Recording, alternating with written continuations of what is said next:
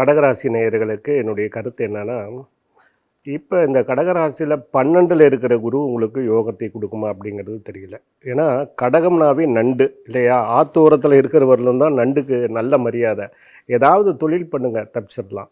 பொதுவாக இந்த ராசிக்கு குரு 12ல் இருந்தால் விரய செலவுகள் ஏற்படும். நீங்கள் உங்கள் இன்வெஸ்ட்மெண்ட்டை என்ன பண்ணணும் அப்படின்னா, ஏதாவது வீடு கட்டுங்க, இல்லைன்னா நிலம் வாங்குங்க.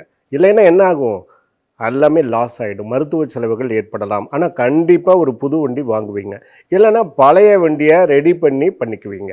இந்த ராசியினுடைய ஆண்டு தொடக்கத்தில் முக்கிய கிரகமான சுக்கிரன், புதன், செவ்வாய் இதெல்லாம் உங்கள் ராசிக்கு 6ஆம் இடத்துல பாரி இருக்குது. அதனால் படிக்கிற குழந்தைக்கு ஞாபக மறதி ஏற்படலாம்.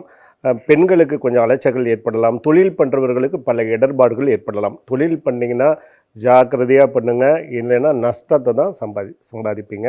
அதனால் கொஞ்சம் கவனமாக இருங்க. எல்லோரும் இந்த கடகராசி நேயர்கள் இந்த ஆண்டு இந்த 12ல் குரு பயிற்சி ஆகிறவர்களும் அதற்கப்புறம் ஜென்மத்தில் வந்தாலும் சில சங்கடங்கள் இருக்குது. சனி சப்போர்ட்டில் இருக்குது. கொஞ்சம் கவனமாக இருங்க.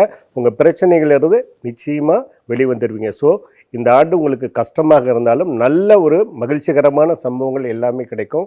வெளிநாடு போகக்கூடிய யோக சூழ்நிலைகள் ஏற்படும். கண்டிப்பாக பக்கத்தில் இருக்கிற பெருமாள் கோயிலுக்கு விளக்கு போடுங்க. நிச்சயம் உங்கள் பிரச்சனை சால்வ் ஆகும்.